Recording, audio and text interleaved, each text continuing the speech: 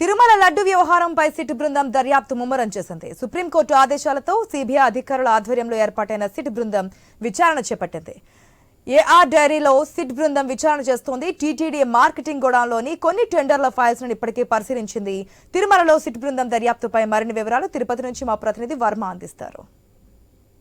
4వ తేదీన సుప్రీంకోర్టు ఈ మేరకు ఆదేశాలు కూడా జారీ చేసిన నేపథ్యంలో సిట్టు బృందం 2 రోజుల నుంచే ఈ యొక్క దర్యాప్తు వేగాన్ని పెంచడం అయితే జరిగింది. పూర్తి స్థాయిలో అన్ని కోణాల్లో కూడా పూర్తి స్థాయిలో దర్యాప్తు చేసి మొత్తం నివేదికను సిబిఐకి అప్పగించనున్నారో అటు నుంచి సుప్రీంకోర్టుకు ఆ నివేదిక వెళ్లనుంది. ఇక మెయిన్గా ఏదైతే ఆరోపణలు వస్తున్నాయో ఏఆర్ డైరీకి సంబంధించి ఇప్పటికే దానికి సంబంధించి కూడా తనిఖీలు చేసిన నేపథ్యంలో ఈరోజు తిరుపతిలోని టీటీడీ ఏదైతే మార్కెటింగ్ విభాగానికి కూడా వెళ్ళే అవకాశం ఉంది. అక్కడ కూడా అధికారులతో మొత్తం అక్కడ కూడా పరిశీలన చేసే అవకాశం ఉంది. అలాగే ఏదైతే గతంలో మార్కెటింగ్ విభాగం సూపరింటెండెంట్ మురళీకృష్ణ ఫిర్యాదు తిరుపతిలో పోలీసులకు ఈ మేరకు ఫిర్యాదు కూడా చేశారు.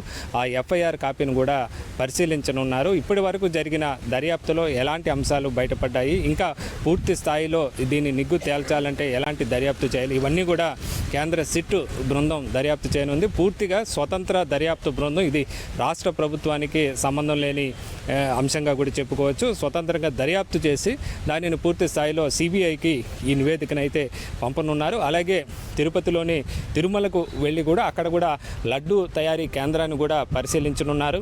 అలాగే అక్కడ ఉన్న శ్రీ వైష్ణవ బ్రాహ్మణులు ఎవరైతే లడ్డూలు తయారు చేస్తారో వాళ్ళ అనుభవం రీత్యా వాళ్ళను కూడా ఈ లడ్డు నాణ్యతలో ఏమైనా తేడాలు వచ్చాయని కూడా ప్రశ్నలు కూడా సంధించనున్నారు. అలాగే మార్కెటింగ్ సంబంధించి గతంలో ఎలాంటి ఈ ముడి సరుకులు లడ్డు తయారీలో కొనుగోలు చేశారు, దానికి సంబంధించి ఎలాంటి నాణ్యత ప్రమాణాలు పాటించారు, ఇవన్నీ అంశాలు కూడా అధికారులు నిగ్గు తేల్చనున్నారని చెప్పచ్చు. అలాగే మొత్తం పూర్తి స్థాయిలో ఇక దర్యాప్తు అయితే పూర్తి చేసి ఎలాంటి సందేహాలకు తావివ్వకుండా, ఎందుకంటే దేశవ్యాప్తంగా ఉన్న భక్తుల మనోభావాలకు ముడిపడిన అంశం కావడంతో పూర్తి స్థాయిలో పారదర్శకంగా దర్యాప్తు చేసి నివేదికనైతే సిబిఐకు ఈ సిట్టు బృందం సమర్పించనుందని చెప్పచ్చు. ఏర్పాటు చేసిన కేంద్ర సిట్టు బృందం తిరుమల లడ్డు వ్యవహారం పైన దర్యాప్తు వేగవంతం చేసింది.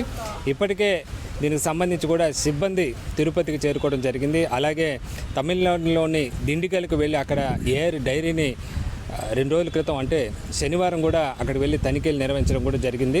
అలాగే ఈరోజు ఉన్నతాధికారులు ఇక్కడ తిరుపతిలోని ఏదైతే అలిపిరి దగ్గర ఏర్పాటు చేసిన భూదేవి కాంప్లెక్స్లోని కార్యాలయానికి చేరుకొని దీనిపైన అన్ని వివరాలు, అలాగే గతంలో రాష్ట్ర సిట్ ఏదైతే దర్యాప్తు చేసిందో దానికి సంబంధించిన వివరాలు కూడా పరిశీలించనున్నారు. ప్రస్తుతం నేను తిరుపతిలోని భూదేవి కాంప్లెక్స్ టీటీడీ భవనం ముందే ఉన్నాను.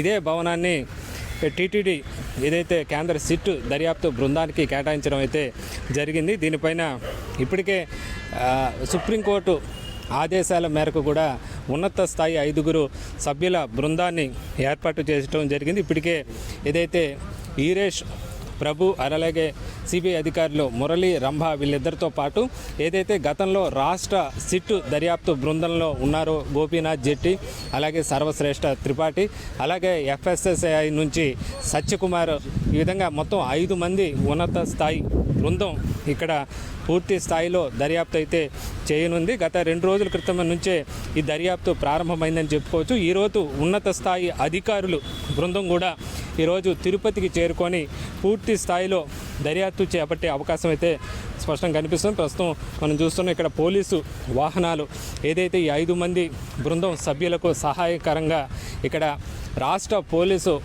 పోలీసు సిబ్బందిని కూడా కేటాయించడం జరిగింది. గతంలో పోలీసులు కొంతవరకు ఇక్కడ దర్యాప్తు చేసిన నేపథ్యంలో ఆ వివరాలన్నీ కూడా అందించనున్నారు.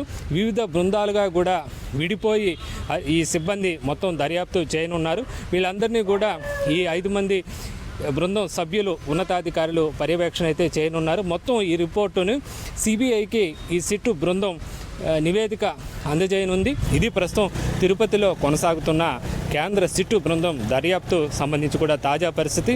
కెమెరామ్యాన్ వీరయ్యతో వర్మ, ఐ న్యూస్, తిరుపతి.